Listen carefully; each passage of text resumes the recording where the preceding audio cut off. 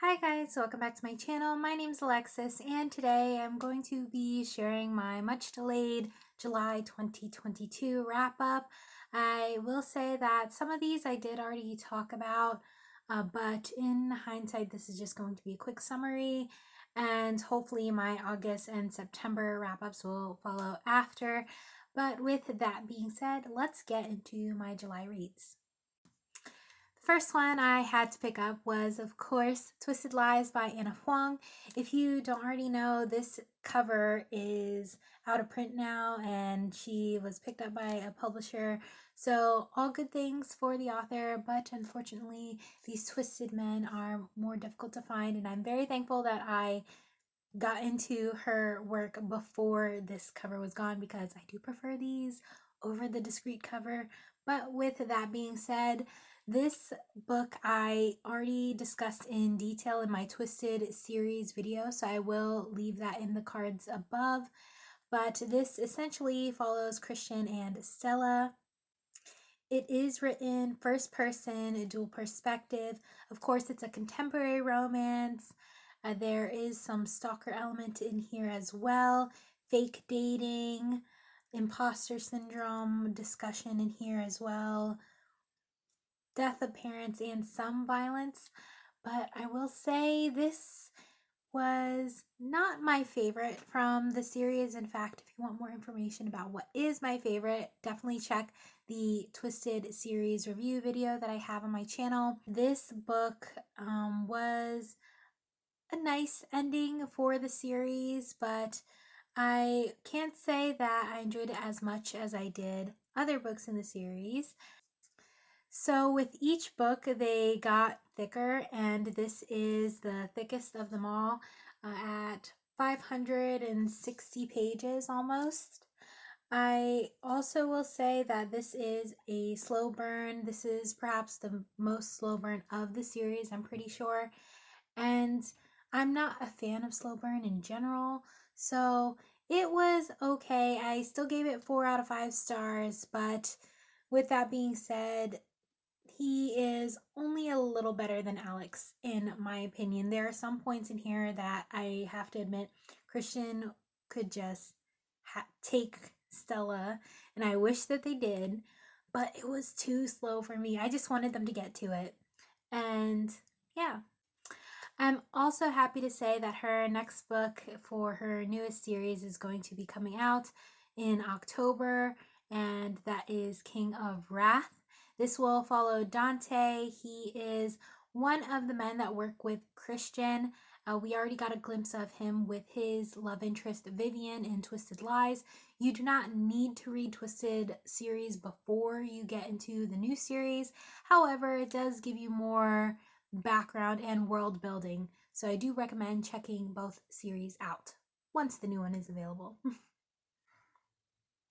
The next book I read after Twisted Lies was Dancing with Danger by Kerrigan Byrne. I believe this is the third book in the Good Girls series. It is connected to the Victorian Rebel series. You do not necessarily need to read one or the other to understand what's going on, but I do recommend it because they are very enjoyable. This one follows Mercy and Raphael. It is, of course, written in third person, historical romance. She is a baron's son, and Raphael, he does possess a criminal background. There is an age gap in here of 10 years, crime, violence, and it does feel like an insta-love situation over the course of 2 days. I did not particularly enjoy the insta-love feeling. I am very particular that way. In terms of it being not enough tension, but I don't want too much tension to the point of it feeling like a slow burn, and you just want them to get to it. So this was not my favorite from the series, but again, very enjoyable.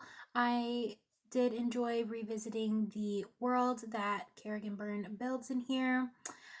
So Mercy had a friend who was killed and she wanted to find the murderer, but in doing so, she finds Raphael at the scene of the crime, but is able to quickly deduce that he is not the culprit and does end up freeing him, so he decides to help her and so forth. Some of my favorite moments include Gabriel, who is Raphael's brother, helping him escape. There's also their first night together, learning who the Duchess Amalie was, and being at the masquerade. Gabriel caring for Felicity. Felicity is Mercy's twin sister, who is in the next book in the series, which I'll get to because I also read in the month of July. And Mercy and Raphael deciding to leave together. So, like I said, this was a quick and complete read. Of course, I tabbed it in here as well. At this point, I was already looking forward to Gabriel and Felicity's story. I did give this 4 out of 5 stars. The next historical romance I got into was A Reckless Match by Kate Bateman. I will say this is the first in a series written in third person. It is a historical romance with a forbidden aspect in here, feuding families, very much like Romeo and Juliet. Some violence in here as well. This follows Griff and Maddie. So Griff Davies returned to town to run from gossip related to a duel, as well as uphold a mutual agreement between his family and Maddie Montgomery's family. So Maddie is the representative in place for their meetup, and they are forced to abide by the truce. So with a family feud that has lasted centuries, they were kind of fated to be rivals, and when a smuggling plot proves to be within their vicinity, they become partners in crime, which eventually grows into an attraction and more. I did not get that attached in this story. It was kind of just me waiting for something to happen, and in hindsight, it is still okay. 3 out of 5 stars, not a favorite. I am selling this on my Panko book, so feel free to check that in the link down below. I would have preferred more heartache, more suspense before the happily ever after.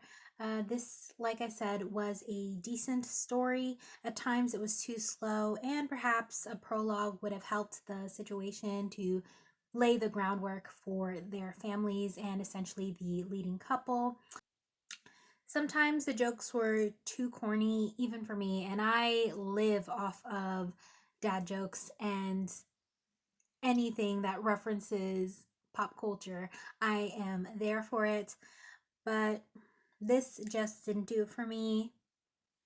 It was essentially a touch and go situation. Overall, I still think this is a decent story. Perhaps I would recommend this to someone who is newer to the historical romance genre and maybe just wanted a taste of it.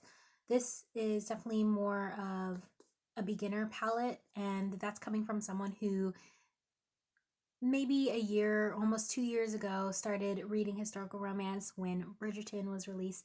So this one, perhaps I would have enjoyed had it been around the time I started reading historical romances, but now I'm just more interested in suspenseful aspects, more dynamic, and less fluff. And this was leaning more towards fluff, which can be fine at times, but not when I was reading it.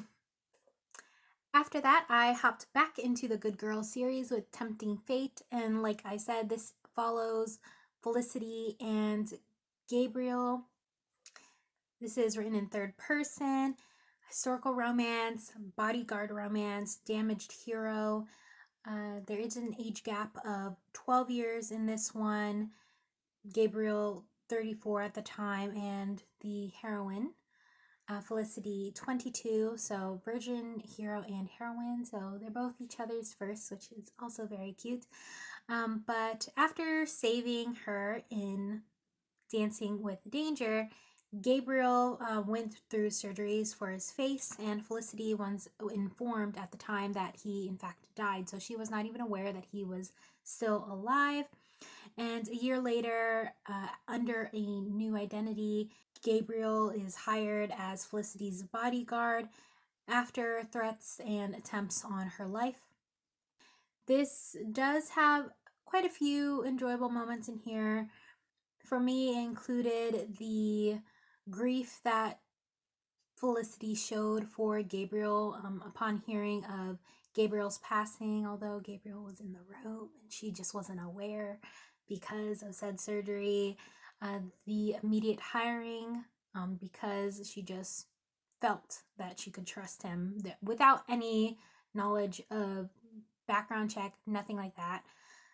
Felicity explaining why she reads what she does, the ball dancing scene, helping out with the plants, taking care of nieces together, and of course the ending, which you'd have to read in order to understand. But again, is it a favorite in the series? So far, no. I did still give this 4 out of 5 stars. And of the books in the series, I think I have only really been attached to Seducing a Stranger, which is the first book in the series. But all the ones that follow after, they're just a nice addition.